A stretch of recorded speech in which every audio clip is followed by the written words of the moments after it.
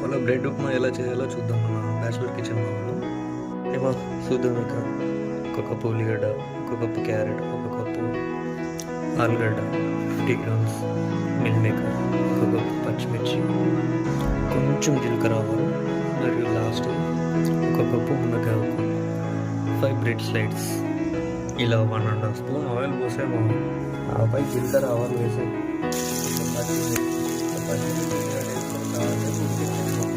ఇలా బ్రౌన్గా అవుతున్నాయి. మునగాకు వేసుకోవాలి. మా ఈ మునగాకు మాత్రం చాలా బెనిఫిట్స్ ఉంటాయి. హెల్త్ ఇమ్యూనిటీ సిస్టమ్ అలా చాలా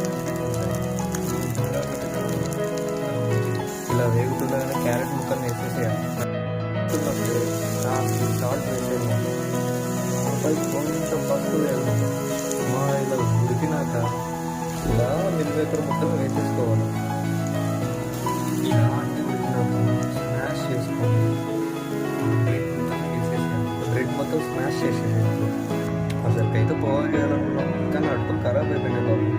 సో బ్రెడ్ని ఇలా వేసాం. పర్లేదు, టేస్ట్ బాగానే ఉంది. హెల్దీ అండ్ ప్రోటీన్ టిఫిన్ లేదా స్నాక్స్ లాగా తీసుకోవచ్చు. ఫైనల్గా కాస్త గరం మసాలా వేసేసాను. బట్ ఫైనల్గానైతే మనం అటుకులు ఉప్మా బదులు బ్రెడ్ ఉప్మా అయితే రెడీ అయింది. సేమ్ టేస్ట్ ఉంది. ఇలాంటి మరిన్ని వీడియోస్ కోసం మన బ్యాచులర్ కిచెన్